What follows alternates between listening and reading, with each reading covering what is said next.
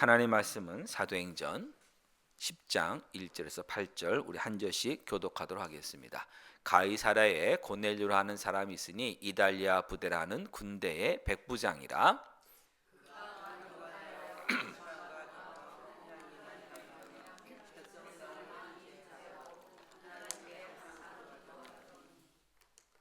하루는 제9시쯤 되어 환상 중에 밝히 봄에 하나님의 사자가 들어와 이르되 고넬료야 하니,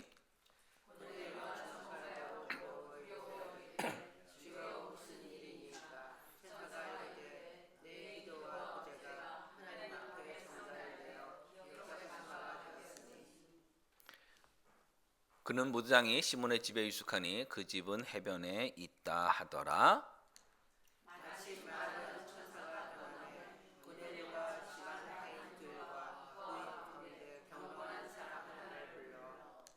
이 일을 다 이루고 요바로 보내니라. 아멘. 아멘.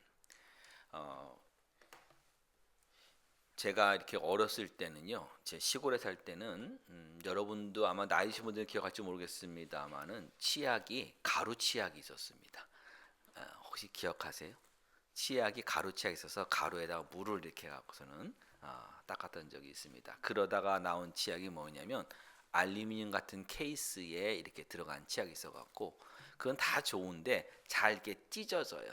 잘 찢어져서 그걸 하면 나중에 되면 거기서 약간 그 쇠가루처럼 이렇게 묻어나는 경우가 좀 있었습니다. 그래서 그거 쓸 때는 찢어지기 때문에 밑에서부터 말아서 써 올라가야 됩니다. 중간에 짜면은 나중에 잘 너무 찢어져서, 그러다가 나중에 약간 지금처럼 플라스틱이긴 한데 약간 고무 스타일로 된 것이 있어서 지금은 뭐 가운데서 짜서 쓰던 아니면은 밑에서 짜서 쓰던지 마지막에 돌돌돌 말았으면 되는 거지, 그것 때문에 찢어지거나 이렇게 묻거나 하는 일은 없는 좋은 지금 우리가 치약을 사용하고 있습니다. 근데 저는 어릴 때 시골에 살다 보니까 이 서울에 살던 사람들보다 이 물건들이 아무래도 좀 좋지를 않았던 것 같아요. 그리고 몇 년 차도 안 나는데 제 아내와 저희가 뭐 나이 차가 그렇게 많이 나는 것도 아닌데도 불구하고 그 몇 년 사이에 한국이 굉장히 발전을 했습니다. 그래서 어릴 때 저는 반드시 치약은 밑에서부터 짜서 써야 한다고 배웠고 그렇게 했는데,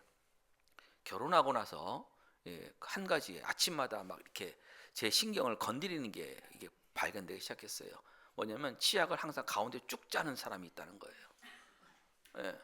그게 얼마나 여러분 힘든지 아세요? 아무것도 아니에요. 아무것도 아니고 그때 지금 생각하면 자라온 환경이 달랐고 단지 시간이 몇 년 차긴 합니다만 그 몇 년 사이 한국이 엄청나게 발전했다는 것을 이해하면 노 프라블럼인 거예요. 지금은 뭐 저도 밑에서 할 때도 있고 위에서 할 때 있고 마지막에 돌돌돌 마으면 되니까 이건 아무것도 아닌데 그때는 아침마다 그거 하고 나면은 꼭 나와서 하루는 참습니다. 이틀 도저히 일주일 되는데 도저히 못 참겠어요. 아침에 치약을 지금 밑에서부터 이렇게 돌돌 말라고 했다가 그날 전쟁이 벌어졌습니다. 에? 그게 그렇죠. 이게 쉬운 게 아닌 거예요. 근데 아무것도 아니에요.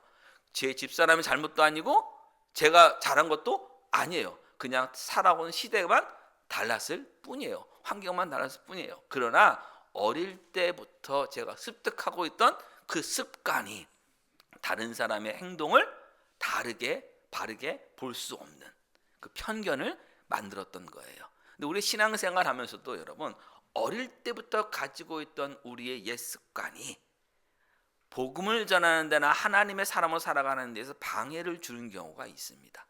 그 대표적인 예가 지금 오늘 본문에 나오는 바로 이 베드로입니다.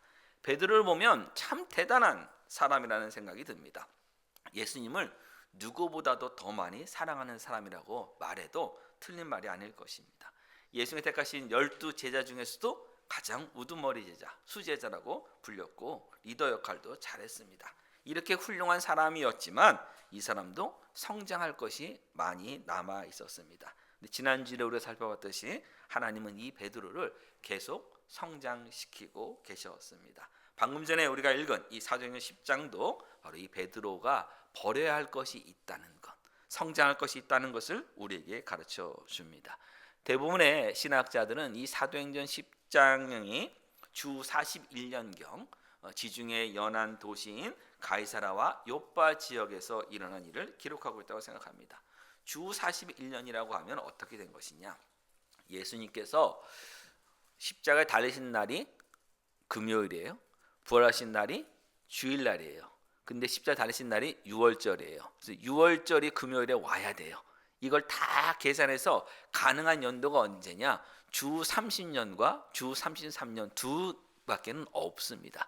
어떤 학자들은 30년이라고 그러고 어떤 학자들은 33년이라고 얘기하는데 41년에 지금 있다고 한다면 예수님이 부활 승천하신 이후에 오순절 성령 강림이 있은 이후에 최소한 8년에서 11년 정도가 지금 지난 시기라고 하는 것입니다. 그러면 예수님이 부활 승천하시기 전에 예수님께서 제자를 부르시고 3년여 가르치셨습니다. 그 말은 결국 이 베드로가 예수님의 제자가 된지 또 예수님의 제자로 살게 된지 최소 11년 정도는 지났다고 우리가 볼 수 있는 것입니다.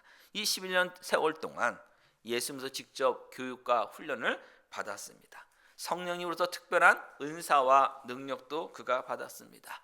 그의 생애 속에 지금 교회가 세워졌고 여러 가지 일들을 그가 경험했습니다. 그러면 10년이면 강산이 변한다는 우리말 속담도 있고 서당계 3년이면 풍어를 얻고 식당계 3년이면 라면도 끓인다고 하는 지금 이 시대의 사람인데 여러분 생각해 보세요. 베드로가 10여 년 동안 예수 직접 교육을 받았다고 하면 완성형의 신앙인, 완성형의 사역자가 되어야 될 것인데 그렇지 않았다는 겁니다. 1절부터 우리가 살펴보겠습니다.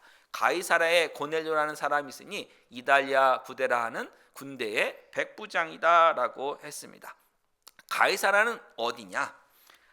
아기 예수님을 죽이려고 했던 헤롯 대왕이 자신을 팔레스타인 지역의 왕으로 임명해 준 로마 황제 아구스도 황제에게 감사하기 위해서 지금 사마리아 쪽에 있는 지중해 연안에 항구 도시를 하나 만들고 그 도시를 가이사 로마 황제에게 헌정합니다라고 하면서 가이사라라고 하는 이름을 붙여준 도시입니다. 이 가이사라에는 로마 황제가 파견한 로마 총독이 있었고 또 로마 군대가 그곳에 주둔하고 있었기 때문에 이방인들이 많이 살고 있었습니다.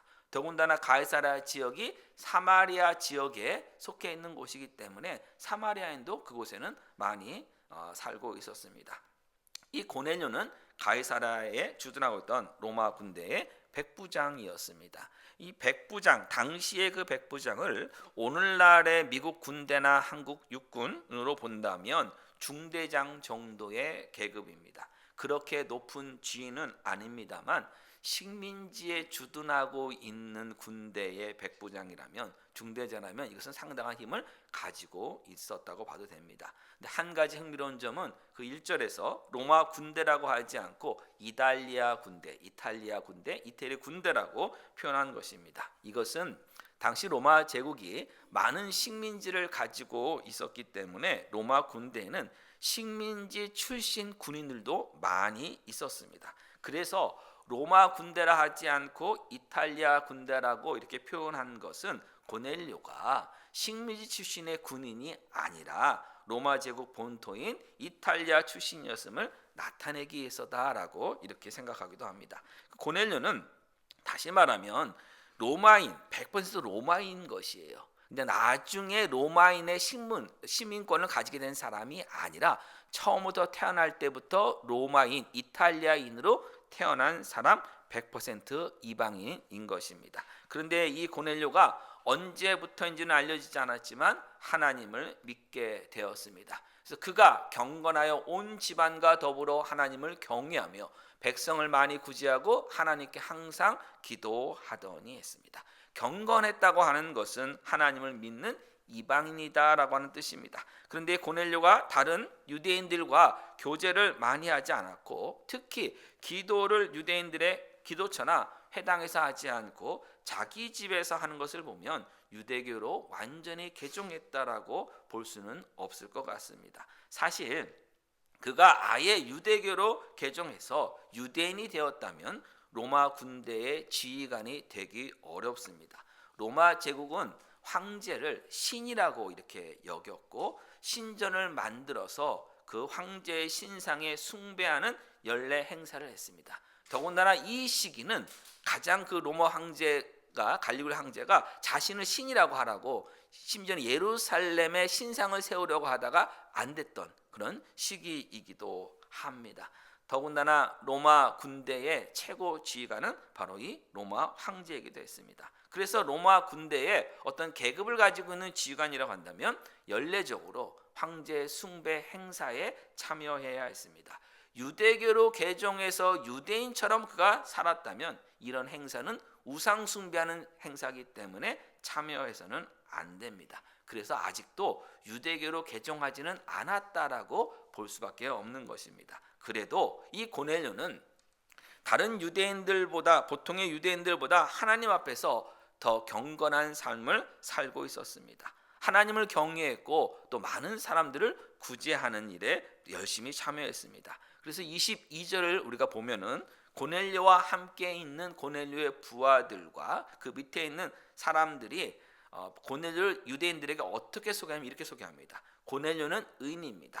하나님을 경외하는 사람입니다. 그리고 유대 온 족속이 칭찬하는 사람입니다라고 평가할 정도로 그는 신실하게 하나님을 섬긴 사람이었습니다. 그리고 무엇보다 고넬료는 하나님께 항상 기도하는 사람이었어요. 이 항상이라는 말은 뭐 쉬지 않고 기도한다는 뜻이 아니라 정기적으로 기도했다는 거예요. 규칙적으로 기도했다는 겁니다. 특별히 유대인들 같은 경우는 하루에 2차례 기도하고 정말 열심히 있으면 하루에 3번을 우리가 기도하는데 보통 2차례 기도가 오전 9시, 오후 3시 하는 기도입니다. 근데 고넬료는 지금 그래서 기도를 하는데 하루는 제9시쯤 오후 3시 유대인의 기도 시간이 되어서 환상 중에 밝히 봄에 하나님의 사자가 들어와 이르되 고넬료 하는 일을 그가 경험하게 됩니다. 그러니까 유대인의 기도 시간을 정기적으로 그가 지키고 있었던 것입니다. 근데 이렇게 하나님을 경외하는 삶을 살았지만 이 고넬료가 구원받은 사람은 아닙니다. 로마인으로서 유대교에 열심히 지금 참여하고 있지만 경건한 삶을 살았지만 예수님과는 상관없었기 때문이에요. 그가 열심히 하나님을 경외하고 많은 사람들을 구제하고 하나님께 항상 기도했다는 것만으로는 구원받지 못하는 거예요. 그걸로 구원받을 수 있다고 한다면 예수님이 이 땅에 오실 필요가 없는 거죠. 유대인들 중에서 이미 이런 일을 하는 사람들이 많이 있었기 때문이에요. 오히려 바리새인들이 더 구원받기 쉬웠을 것입니다. 근데 이것으로 고넬료가 그래서 구원받을 수 없는 것입니다. 로마서 3장 10절은 분명히 말씀합니다. 의인은 없나니 하나도 없다고요. 이 땅에 의인은 한 명도 없습니다. 고넬료가 아무리 구제를 많이 하고 기도도 많이 한다고 해서 유대인들에게 칭찬을 듣는다고 하더라도 하나님 보시기에 고넬료는 의인이 아닙니다. 사람들이 보기에만 유대인들이 보기에만 이 사람은 괜찮은 사람, 의인일 뿐입니다. 하나님을 경외하는 것과 의로운 삶을 사는 것으로 여러분 구원에 이르지 못합니다. 하나님과 특별한 관계에 있지 않고도 하나님을 경외하는 사람이 있습니다. 의로운 삶을 살려고 노력한 사람이 있기 때문입니다. 하나님과 우리가 특별한 관계에 우리는 그래서 있어야만 합니다. 근데 하나님과 우리 사이가 밀접해야 되는데 우리 사이를 갈라놓는 근본적인 문제가 있습니다. 그것은 무엇이냐면 바로 죄입니다. 하나님을 인정하지 않고 내가 옳다고 생각하는 대로 내 감정이 시키는 대로 살았던 삶, 바로 내가 나의 주인이라고 생각하며 살았던 삶, 바로 그 죄를 회개해야 합니다. 하나님으로부터 죄 사함을 받지 못하면 하나님과의 특별한 관계, 바로 정상적인 관계를 우리는 회복할 수가 없습니다. 하나님과 화평할 수가 없습니다. 하나님과 화평하는 길은 단 하나입니다. 사도행전 10장 36절 말씀이에요. 만유의 주 되신 예수 그리스도로 말미암아 화평의 복음을 전하사 그랬어요.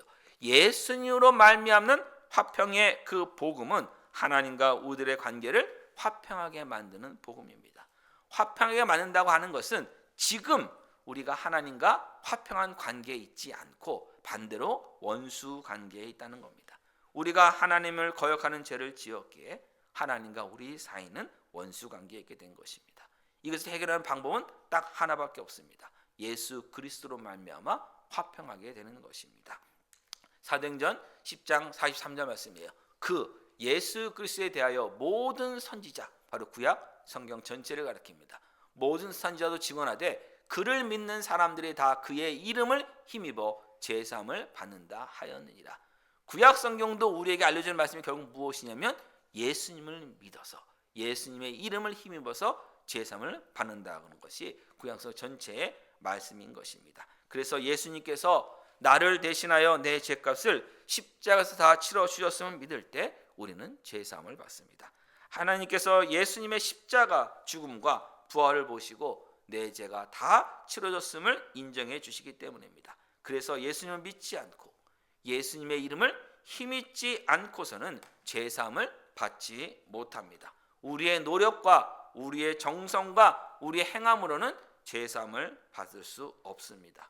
제사함을 받지 못한다면 우리는 하나님과 화평한 관계를 가질 수 없고 결국 하나님으로부터 심판과 그 진노를 받게 됩니다. 그렇기에 비록 고넬료가 하나님을 경외했고 백성을 많이 구제했고 하나님께 항상 규칙적으로 기도했지만 이것으로 제사함을 받지 못했고 하나님과 화평을 누릴 수 없었습니다. 감사한 것은 하나님께서 이 고넬료를 기억하셔서 화평의 복음을 들을 기회를 허락하셨습니다. 고넬료가 평소대로 기도 시간에 기도할 때 환상을 보게 되었습니다. 하나님의 사자인 천사가 고넬료에게 찾아가서 지금 사람들을 욥바에 보내어 베드로 하는 사람을 시몬을 청하라고 알려줍니다. 그러면서 그가 지금 베드로가 무두장의 시몬의 집에 있고 그 집은 해변에 있다는 사실까지 알려줍니다. 쉽게 찾을 수 있게 해준 거죠. 근데 무두장의 집이 왜 해변에 있어야 할까요? 무두장이가 뭐라고 그랬죠? 가죽을 가공하는 그런 기술자, 장인이라고 말씀드렸어요. 네, 짐승을 잡아야 되고 가죽을 벗겨내야 되고 그 가죽에다가 약품 처리를 다 해야 돼요. 그래서 뭐가 많이 필요하냐? 물이 많이 필요해요. 그래서 해변에 이렇게 무두장의 집이 있을 수밖에 없었던 것입니다.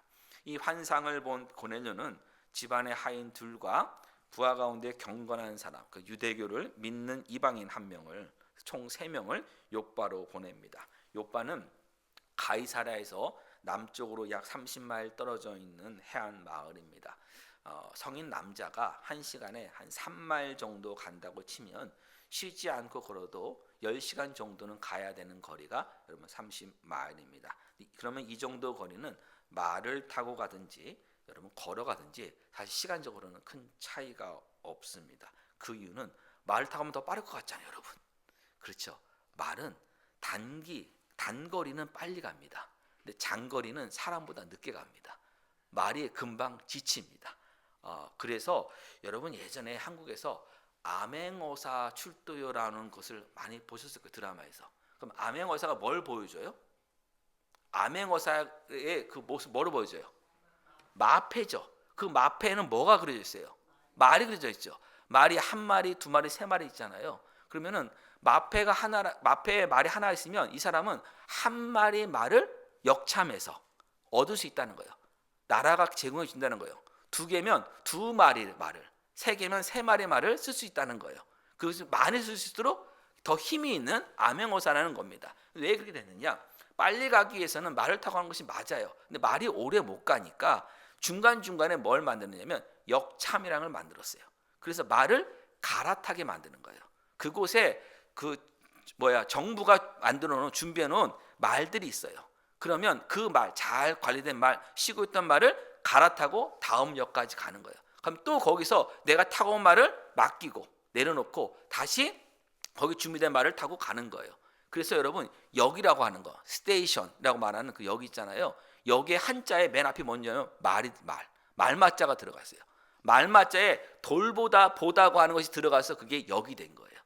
네, 옛날부터. 그러니까 이것은 말이 10시간을 달려갈 수가 없으니까 실제로 결국은 사람이 가나 말을 타고 가나 큰 차이가 당시에 없었을 거예요. 그래서 오후 3시 기도 시간에 환상을 보고 그 환상을 본 다음에 사람들을 불러서 글로 가라고 지시사항을 다 했고 바로 출발했다고 하더라도 얼마 가지 못해서 해가 떨어지게 되고 결국 잠시 유숙한 다음에 다시 아침에 해가 밝으면 떠나가서 어떻게 됐냐? 이튿날 정오 무렵이 되어서야 욥바라는 곳에 도착하게 된 것입니다. 그래서 9절 말씀이에요. 이튿날 그들이 길을 가다가 그 성에 가까이 갔을 때 그때 베드로가 기도하려고 지붕에 올라가니 그 시각은 제6시 바로 12시더라라고 성경에 말씀하고 있어요. 12시에 도착합니다. 유대인들에게는 의무적인 기도 시간이 아닙니다만 베드로가 특별히 시간을 내서 지금 기도한 것입니다. 팔레스타인의 집은 우리의 그 집의 모양과 좀 다릅니다. 이런 삼각형 모양이 아니라 평평한 그런 지붕 형태를 갖고 있습니다. 옥상이었습니다. 지붕에서 올라가서 기도를 하는데 지붕 밑에서는 그 시간에 점심 식사를 준비하고 있었습니다. 아무래도 밑에서부터 음식 준비하는 냄새가 올라왔을 것입니다. 근데 무장의 집은 짐승을 잡는 곳이고 가죽을 말리는 곳이기 때문에 약품 처리하는 곳이기 때문에 원래 냄새가 좋은 곳은 아니에요. 근데 거기다가 지금 또 음식 준비하는 냄새가 지금 함께 올라왔을 것입니다. 아마 베드로도 배고픔을 느꼈지만 그래도 기도를 하고 있었을 거예요. 그런데 그때 베드로도 환상을 보게 됩니다. 하늘이 열리며 하늘에서 큰 보자기 같은 것이 내려오는데 큰 보자기 안에는 레위기 11장에서 먹지 말라고 하는 짐승들이 가득 채워 있었습니다. 한마디로 뭐냐면 돼지 한 마리가 그냥 직사가 쭉 내려오고 있는 거예요. 거기에 먹을 수 없는, 유대인이 먹을 수 없는 돼지 한 마리가 보자기에 쌓여갖고 쭉 내려오고 있었습니다. 가까이 해서도 안 되고 만졌어도 안 되는 것이 하늘에 내려오고 있었으니 베드로가 얼마나 지금 놀랐겠습니까? 이때 베드로를 더 놀라게 하는 음성이 하늘에서부터 들렸습니다. 그게 뭐냐면 13절 말씀이에요. 또 소리가 있을 때 베드로야 일어나 잡아 먹어라 라고 하는 음성이 들렸습니다. 제 상상력으로는요, 베드로가 벌써 일어나 앉아 있었을 거예요. 왜냐하면 너무 놀래서 왜 내려오니까. 그런데 쳐다보고 있는 그 상황에서 또 일어나라고 성경이 말씀하고 있는 것은 뭘 우리에게 보여주냐면 단순하게 육신을 일으키라는 말은 아니라는 것을 우리에게 알려줍니다. 뭘 해서 일어나는 거냐면 지금 해야 될 일, 현재 베드로가 있는 그곳에서 일어나 나오라는 거예요. 베드로가 있는 곳이 있어서는 안 되는 곳이라는 것을 알려주는 것이에요. 그게 무엇이냐? 한번 생각해 보세요. 앞에서 분명히 이 지금 고넬료와 베드로가 환상을 본 이 시기가 주 41년이라고 말씀을 드렸어요. 그 동안에 어떤 일이 벌어졌냐면 지난 8년 동안에 최소한 복음이 예루살렘에서 온 유대와 사마리아까지 퍼졌어요. 심지어 다메섹에까지 복음이 퍼졌고 또한 사울을 통해서 다소까지도 복음이 지금 전해졌습니다. 그러나 아직까지 100% 이방인들에게는 복음이 전해지지 않았습니다. 예수님의 제자들에게 주신 마지막 명령이 결국 무엇이었어요? 가라는 거예요. 어디까지요? 땅 끝까지 가라는 거예요. 예루살렘과 온 유대와 사마리아를 넘어서 땅 끝까지 가야 되는 겁니다. 복음이 땅 끝까지 가지 않은 것입니다. 온 세상 방방 구석구석이 다 땅 끝입니다만 사도행전에 쓰여졌을 당시의 땅 끝은 로마로 여겨졌습니다. 왜 그런가 하면 모든 길은 로마로 향하는 시대였기 때문이에요. 근데 길의 끝, 땅 끝이에요. 한국에도 땅 끝 마을이 있죠. 전라남도에. 그 말은 뭐예요? 길의 끝이라는 거예요. 그 다음부터는 바다라는 거예요. 더 갈 수 없는 거예요. 사람이 육지 길이 없다는 거예요. 당시에 모든 길은 로마로 향한다는 것이 로마 제국의 모토였기 때문에 땅 끝은 1차적으로 당시에는 로마예요. 로마까지 그래서 복음을 전해야 돼서 사도행전의 맨 마지막 보면 사도 바울이 로마 감옥에서 2년 동안 복음을 전했다가 끝나는 거예요.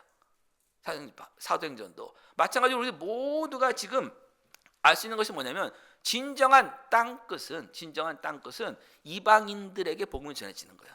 하나도 한 번도 예수님의 복음을 듣지 못한 사람들에게도 복음이 전해져야 하는 것이에요. 그래서 이 로마인인 고넬료에게 복음을 전하는 것은 땅 끝으로 나아가는 출발점이 되는 지금 시간이고 사건인 것입니다. 그런데 이렇게 땅 끝으로 나아가기 위해서 이방까지 나가기 위해서 유대인들과 이방 지역, 다시 말하면 예루살렘과 온 유대와 사마리아 지역과 그걸 넘어서는 그 땅 끝인 이방 지역을 구분하는 가장 큰 구별점이 무엇이냐? 음식입니다. 유대인들과 사마리아인들이 서로 상종하지 않았죠.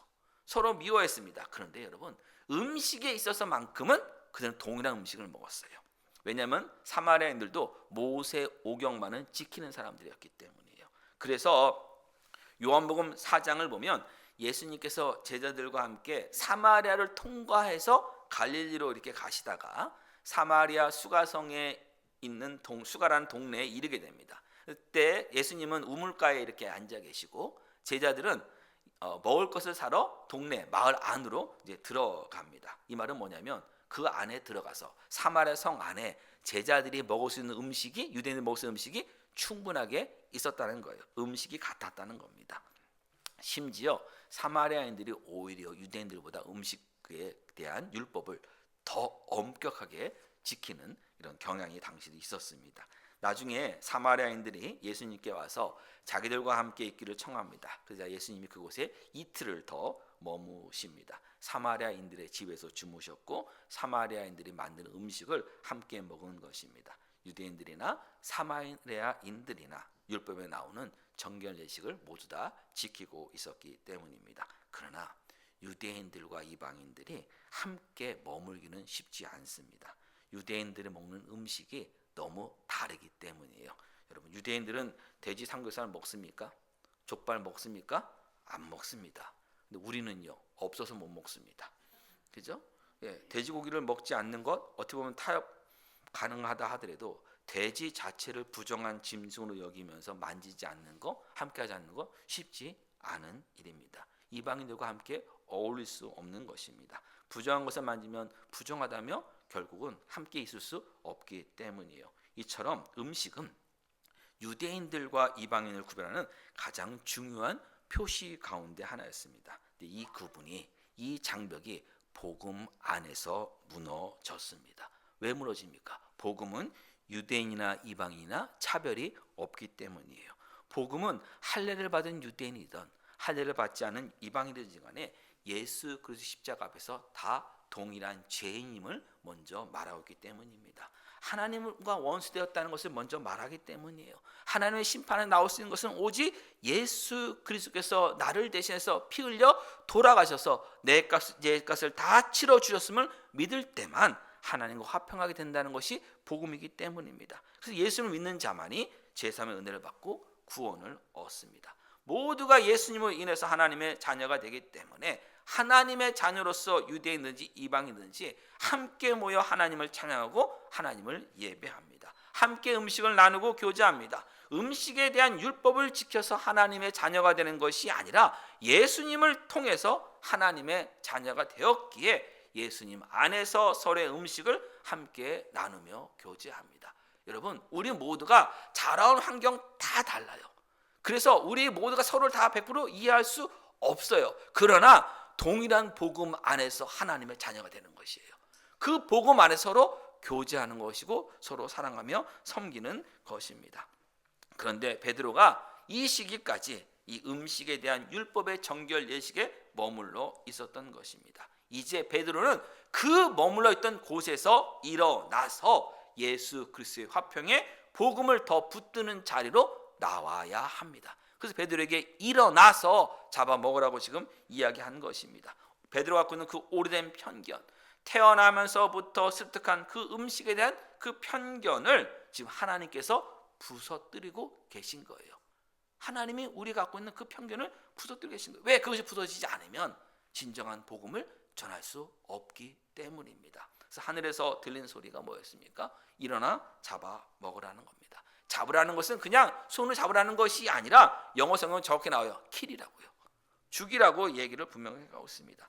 하늘에 내려오는 부정한 짐승을 잡으면 당연히 부정해집니다. 베드로가 아무리 배가 고파도 따를 수 없는 명령입니다. 그래서 베드로가 14절에 뭐라 하냐면 이렇게 합니다. 주여 그럴 수 없나이다. 아주 강하게 절대로 이런 일이 일어날 수 없습니다라고 다시 한번 베드로의 특기를 지금 그가 얘기를 합니다. 입으로는 주여라고 그가 부르고 있지만 나는 따를 수 없다는 것입니다. 그러자 하늘에서 두 번째 소리가 날리는데 그 전에 볼게요. 뭐라냐면 주여 그럴 수 없나이다. 속되고 깨끗하지 아니한 것을 내가 결코 먹지 아니하나이다. 나는 태어나면서 지금까지 한 번도 이런 음식을 먹은 적이 없습니다. 절대로 내가 이렇게 할 수는 없습니다. 근데 그 앞에 단어는 뭐라고요? 주여. 주여 그럴 수는 없어요. 난 해본 적이 없어요. 절대 안 할 것입니다. 그때 예수님이 다시 한번 말씀하십니다. 뭐라 그럽니까? 하나님께서 깨끗하게 하신 것을 내가 속되다 하지 말라 했습니다. 예수님 언제 이야기하셨어요? 제자들에게. 사람의 입으로 들어가는 것이 사람을 더럽히는 것이 아니라 사람의 그 안에서 나온 것이 사람을 더럽힌다고 분명히 말씀해 주셨는데 예수님은 분명히 그 가르침을 받았는데도 지금 베드로가 아직도 자기의 옛 습관에 머물고 있었던 것입니다. 베드로가 현재 머물고 있는 집은 무두장이 시몬의 집이었습니다. 짐승을 죽인 다음에 나오는 그 가죽을 가공해서 가죽 제품을 만드는 사람입니다. 그래서 결국 죽은 짐승을 만지기 때문에 부정해질 수밖에 없어요. 부정한 자가 만지는 모든 물건을 부정해지기 때문에 그 집안에 머물면 부정해질 수밖에 없는 겁니다. 유대인들은 결혼할 때 중매 결혼을 했어요. 어떻게 했냐면 아버지끼리, 신랑 아버지, 신부 아버지가 그냥 중매로 서로 약속하면 그냥 결혼이 됐어요. 그래서 아버지가 결혼해서 성낙했으면 그냥 여자는 남편 집에 가야 되는 것이 당시의 그런 전통이었어요. 그래서 유대 여자들이 남편에게 먼저 이혼을 요청하지 못하는 것이 또한 당시의 풍습이었는데, 예외를 줬던 것 상황 중에 하나가 뭐냐면, 만약 결혼했는데 가서 보니까 남편이 무두장이에요. 그러면 여자가 나 이혼하겠다 할 수 있는 거예요. 왜냐하면 여자가 부정해 줄 수밖에 없는 거예요. 그 집안 전체가 다 부정하밖에 없으니까 자기도 율법을 지킬 수 없는 거예요. 나는 율법대로 살고 싶으니까 나는 절대 안 하겠다라고, 이혼하겠다고 먼저 요청할 수 있을 정도로 무두장이는 유대인들이 경멸했던 그 직업을 가진 사람이에요. 근데 베드로가 어떻게 이렇게 무두장의 집에 머물 수 있게 되었다고요? 지난주에 말씀드렸어요. 죽은 다비다를 일으키는 그 사건이 있었기 때문이에요.